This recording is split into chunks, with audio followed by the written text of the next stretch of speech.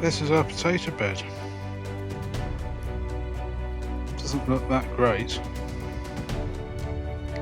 but we're going to dig them up and plant something else here.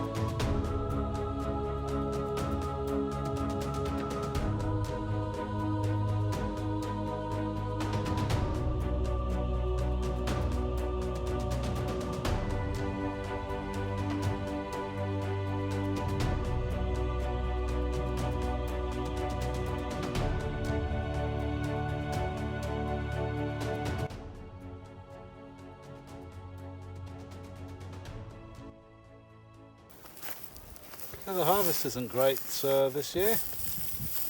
Isn't great. There's almost nothing. I mean, it's so bad that I'm going to lose my citizenship. Yeah. How can I be Irish?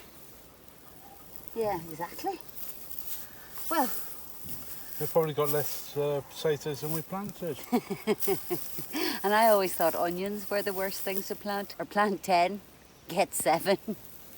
Well, this is kind of the same. So, yeah. Why did this happen? Well, you can see we've mulched with straw, but we didn't do that for about 6 weeks because we hadn't managed to get our hands on straw.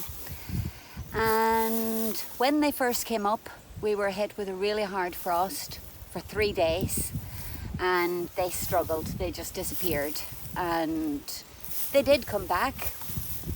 However, by the time they got growing again, then we had about a week of super hot weather. We didn't put any manure. We did an Irish lazy bed style, which is flipping over a sod. And perhaps the clue is in the name. Irish lazy bed. Do it in Ireland. Not in It Portugal. doesn't work in Portugal. So the reason we did that was because we didn't have enough materials, cardboard or compost, to make this potato bed. And to be honest, it would have been better doing about 3 square meters of potatoes on a no-dig or a compost and mulch cardboard style and getting what we got, because so far, I don't know how many square meters we've done, but it's about 1/3 of our harvest.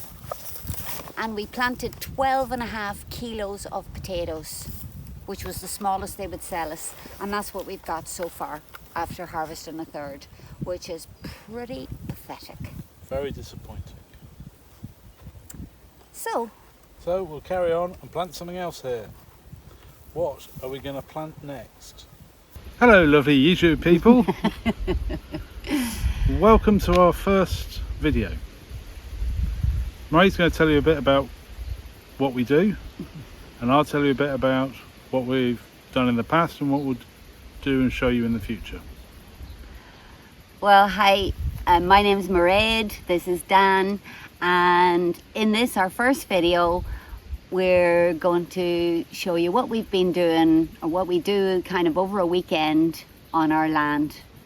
Dan and I love to grow food, and you can probably tell we like to eat as well. So, it's over to you. So, a year ago, we bought a house and some land in Portugal, and we've been managing the land, clearing the land, and planting trees, vegetables, flowers, fruits, all sorts of things. So in the future, we're going to show you where we came from, what we started with, and what we've got planned for the future. So we're going to prepare the potato bed that we pulled the meagre amount of potatoes out of yesterday. for the next crop. We're gonna pull back all the mulch, take out the perennial weeds, and reshape the ground so that it holds the moisture a bit better, and we can irrigate it easier. So I've got a fork and a Gardania, and we're going to get on with it.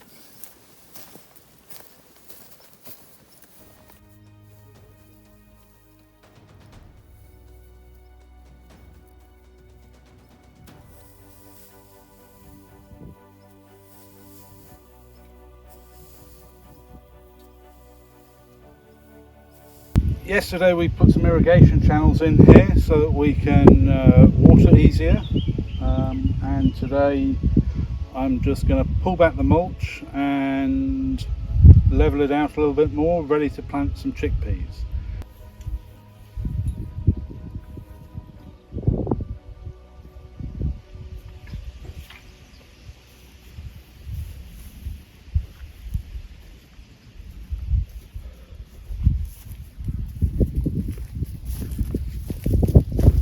That was actually better than I thought we'd left it yesterday, so we're going to wet the ground and plant some chickpeas.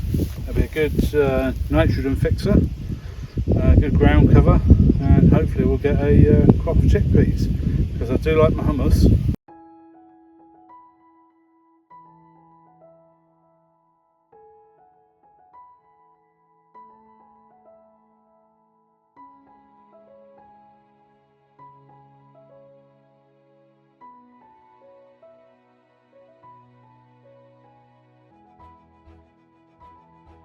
Did you want to say something before we walk away?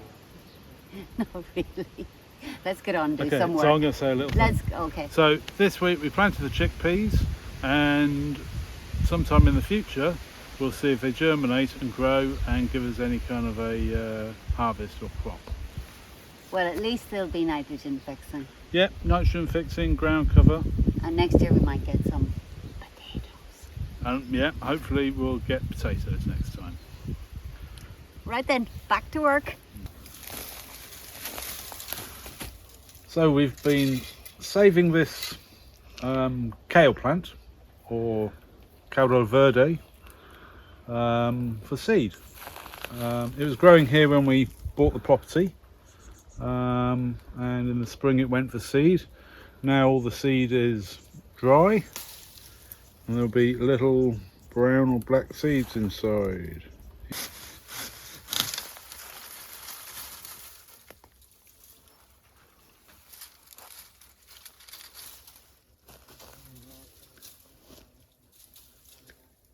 Nowhere to put it.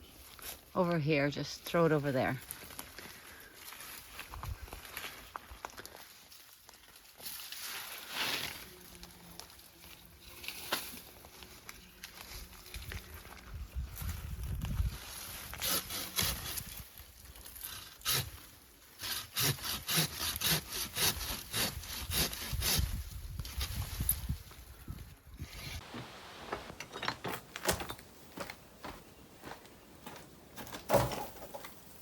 Well, I'm here in the shade on seed saving duty, and I've got to select some of the best seeds in the fattest pods so that we can grow these in the future. They're the seeds from the giant kales that you watched Dan cut down, and we have 3 different varieties. Here in Portugal we have noticed that they don't really seem to say what variety of brassica these are. They're kind of generalized term of caldo verde. But we have purple, green and a variegated green and yellow, which is quite pretty. So not only are they great for eating almost all year long, they are really quick shade providers, and they grow very, very fast. And so the seed I'm saving We don't need all of them, but we do need a good mix to make sure that we get germination and variety and good DNA for future planting.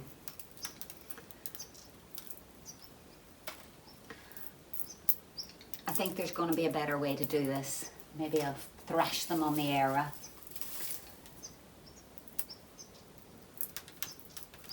Because this is going to take a million years.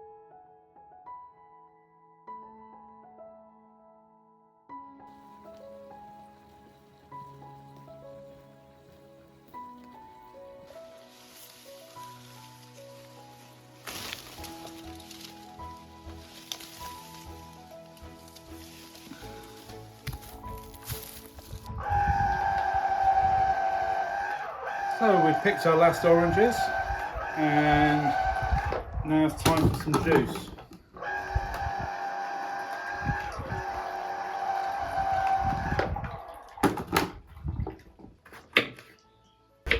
So we use about 6 oranges for a glass of juice.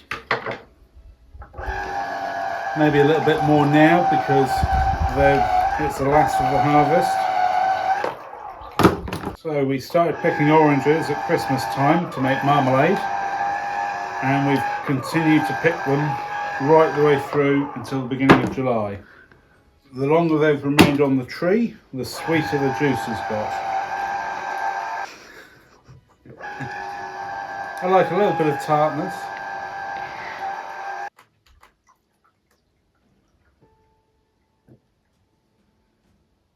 Right, that's 1 glass.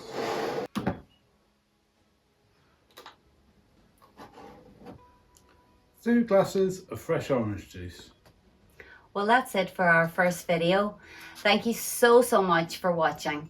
And if you enjoyed it, then do all those things that matter, such as like, subscribe, comment, whatever it takes. And we'll be back next week. But in the meantime, we're just going to sit down and enjoy this beautiful freshly squeezed orange juice and the view. See you next week. Have a great weekend. Bon fin de semana.